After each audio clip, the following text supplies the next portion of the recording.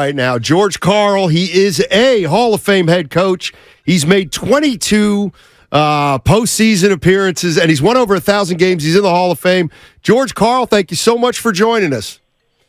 My pleasure. It's a great time to be a basketball fan. Yes, it is. Let me ask you this to start. Okay, I'm sorry, George. That was actually my father calling me, but I cannot take the call. Let me ask you this: what you've seen the Warriors over the years, you've seen them at their best, and my question is, how much different are they now than, let's say, 3 or 4 years ago? Oh, I don't want to be a critique of it. I'm a big fan of what they've done. You know, my last year of fun coaching when I was in Denver, when they beat us in when we call it Steph's coming out party. You know, and I've always enjoyed how they play. They play a lot like I like to play. They play very unselfishly. They play with the pass.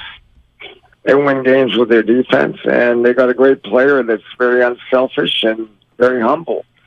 In a lot of ways, you know, they stand for a lot of things that not only me, but many coaches like to have on their team and teach their players to be. The difference in my mind is Wiggins is not in the lineup.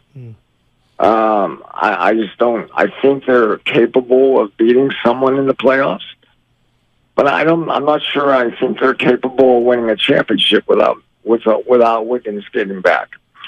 You know, right now the way the West is laid out, you're going to have to beat 3 good basketball teams to get to the finals, and then you're going to probably play a Milwaukee Bucks team or a Celtic team that's going to be really hungry. So I can't put them as a top-level contender. But if Wiggins gets back and gets into the rhythm that he was playing like he played last year, and I don't even know. I mean, so much in the NBA this year is who's going to play and who isn't going to play. Yeah. And Wiggins in Golden State. Is Zion coming back in New Orleans? What's the Durant effect in Phoenix? Is Paul George going to get back in time to be a factor in playoffs? There's so many teams bunched up right now that it's very hard to predict, and it's exciting to watch. Every night there's 1 or 2 or even sometimes 3 games that have an impact on what's going to happen. Last night, you know, you had Oklahoma City stub their toe by losing to a low win team in Charlotte, even though Charlotte's been playing very, very well.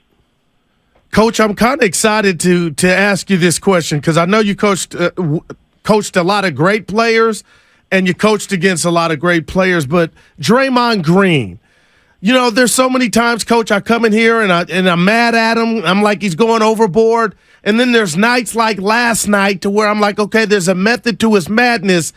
Have you coached guys like Draymond Green, and how unique is he, and how would you coach him? Well, I think you got to let him have his wisdom of his freedom of being.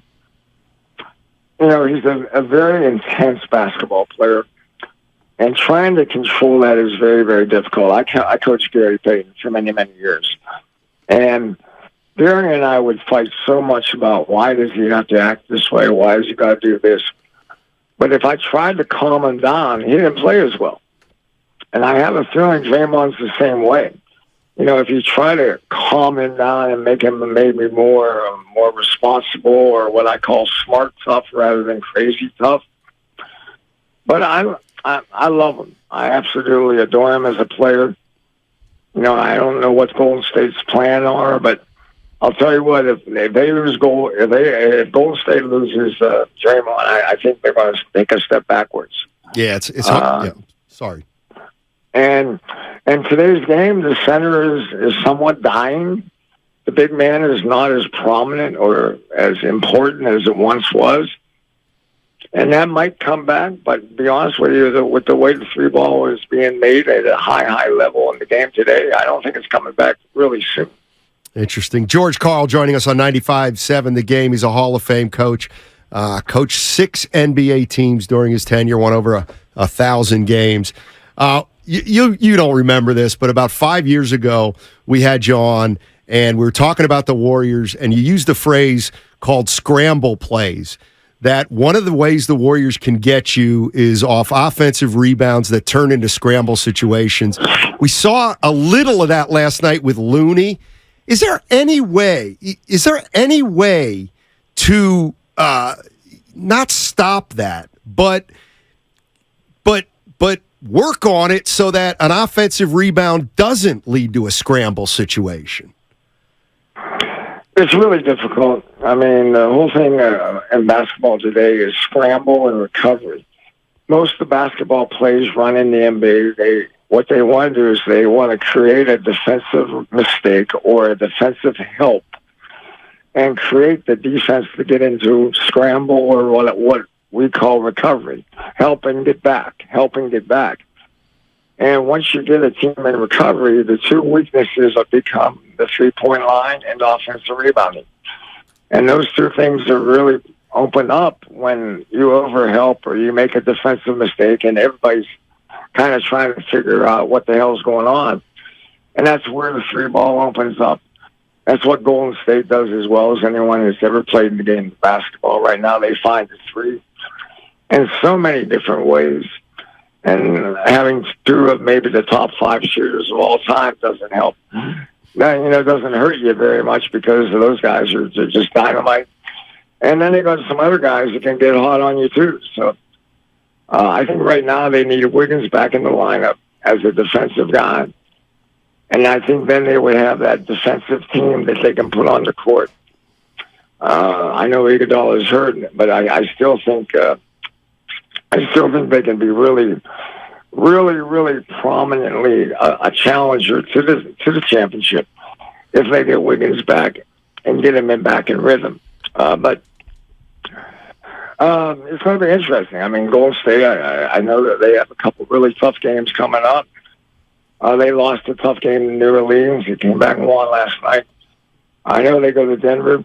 And I don't even know what Denver's going to do. Is Denver going to rest their players or are they going to play their players?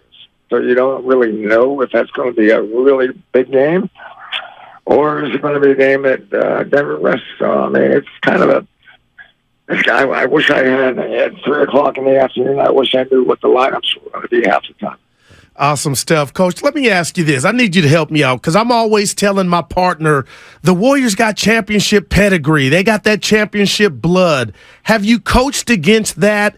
And how much does that mean? Because when you look at this Warrior team last year, they were a top seed. Right now, they're 6. So this is going to be different. But I'm just curious, to you, how much does that mean when you're coaching against a team that has, the past like the Golden State Warriors?